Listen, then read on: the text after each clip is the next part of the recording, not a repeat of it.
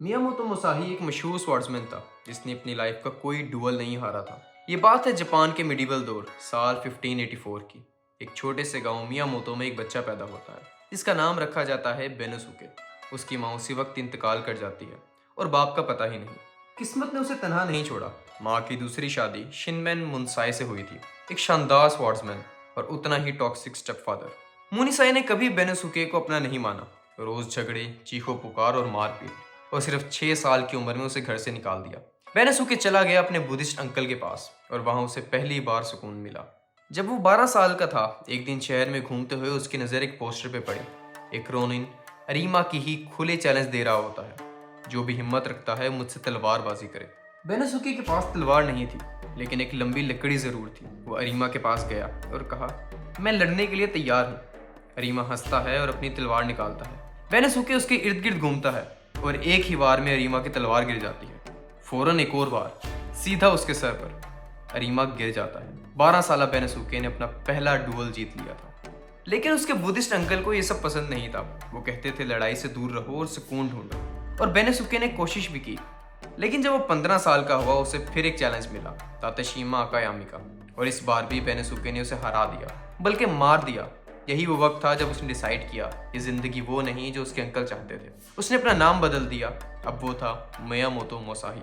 वो घर छोड़कर निकल गया एक सफर पर जहां उसे जापान का सबसे बड़ा वॉरियर बनना था। इस दौरान प्यूबर्टी भी फुल पावर में थी। 6 फुट लंबा, सबसे ऊंचा, सबसे मजबूत। और उस वक्त जापान भी तैयार था अपनी आखिरी बैटल के लिए, तोकुगावा वर्सेस ईशादा। बैटल खत्म हो जाती है, जापान में अमन आ जाता है, लेकिन मुसाही का खून अभी भी उबल रहा होता है। वो निकल पड़ता है डुअल्स ढूंढने के लिए। उसे याद आता है कि उसके स्टेप फादर एक दफा कोयोटो के योशिओको स्कूल के हेडमास्टर को हरा चुके थे। तो मुसाही डिसाइड करता है चलो वहां चैलेंज देते हैं। साल है 1604। मुसाही अब 20 साल का है। वो कोयोटो जाता है और योशिओको शिजोरू को चैलेंज करता है, लेकिन मुसाही वक्त पे नहीं आता। जान के रेट होता है। शिजोरू गुस्से में तड़प रहा होता है। जैसे ही मुसाही आता है, वो बिना सोचे अटैक करता है। मुसाकी एक ही वार में उसका कंधा तोड़ देता है। Again victory. थोड़े दिन बाद शिजोरू का भाई डेंशिचिरो मुसाही को चैलेंज करता है। मुसाही आता है, एक ही वार सीधा सर पर। डेंशिचिरो मर जाता है। अब योशिओको का स्कूल क्लैप्स होने लगता है। अब सिर्फ एक ही बच्चा बचा था, 12 साल का माताशिचिरो। स्कूल फिर से चैलेंज भेजता है। मुसाही को कुछ अजीब लगता है कि एक 12 साल के बच्चे के साथ लड़ाई, तो इस बार वो लेट जाने की बजाय जल्दी पहुंच जाता है। और तभी वो देख लेता है योशिओको का स्कूल वाले पूरी फौज के साथ आए हैं। तलवारें, तीर, भाले। ये डुअल नहीं, ये एम्बुश था। मुसाही समझ आता है। वो दरख्त के पीछे से निकलता है, माताशिचिरो को आधा काटते हुए भागता है और पूरी फौज से लड़ता हुआ जिंदा शहर से भाग जाता है। योशिओको स्कूल खत्म। अब वो पूरे जापान में मशहूर हो चुका था। एक बार फिर वह सफर पर निकलता है। एक बुद्धिस्ट मॉन्क के डिसाइपल ओकुजुको के साथ फ्रेंडली डुअल करता है। किसी की मौत नहीं होती, सब चिल रहते हैं। लेकिन मुसाही ये डुअल जीत चुका था। थोड़ी देर बाद उसकी मुलाकात दोबारा मुनेसाई, उसके स्टेप फादर से होती है। इस बार मुनेसाई उसे ट्रेन करता है अपना डुअल वेपन स्टाइल में।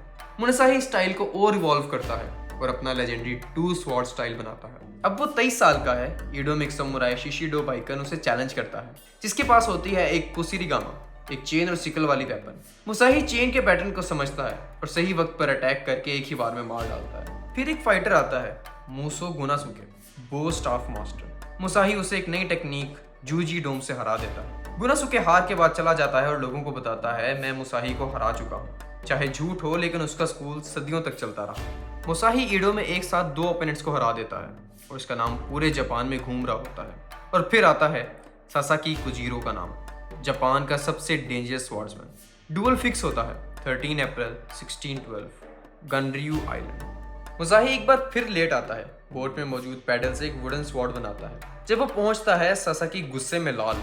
मुसाकी की स्वॉर्ड को देखकर और भी पागल।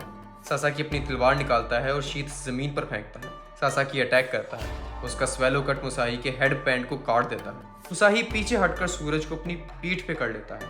सासाकी की आंखों में धूप पड़ने लगती है और वो स्ट्रगल करने लगता है। और मुसाही एक मौका देखकर आगे बढ़ता है और सीधा उसके सर पर वार करता है। सासाकी कुजीरो खत्म। मुसाही ज्यादा देर रुकता नहीं, आइलैंड छोड़कर निकल जाता है और जापान का सबसे बड़ा स्वॉर्ड्समैन बन जाता है। वो फेंसिंग स्कूल खोलता है, लेकिन ज्यादा दिन नहीं चलता। फिर 20 साल तक अलग अलग लॉर्ड्स के लिए काम करता है। कभी कंस्ट्रक्शन, कभी रिबेलियंस क्रश करना। डुअल अब कम हो चुके थे। कोई रियल स्वॉर्ड से लड़ना नहीं चाहता था, सब वुडन स्वॉर्ड से लड़ते थे। मुसाही का काउंट 61 पर रुक जाता है। अब वो 48 साल का है, कुमामोटो में रहता है और उसे पता चलता है कि उसका असली पैशन शायद फाइटिंग नहीं था, पेंटिंग और पोइट्री थी। दुनिया से तंग वो चला गया एक केव में, रिंगाडो, और वहां उसने लिखा अपना final master work, Gorin no Sho, the book of 5 rings. इस किताब में उसने हर वो बात लिखी जो एक वॉरियर को पता होनी चाहिए: तलवार चलाना, टू स्वॉर्ड स्टाइल, बैटल की साइकोलॉजी, ज़ेन और सेल्फ अवेयरनेस।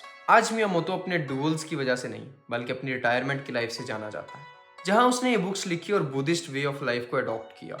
13 जून 1645 उसने एक फाइनल बाथ लिया, अपने अच्छे कपड़े पहने, तलवार कमर में लगाई, जमीन पर बैठ गया, एक हाथ में तलवार और दूसरी में छड़ी, और दुनिया की खूबसूरती देखते हुए आंखें बंद कर ली। ये थी कहानी मियामोतो की।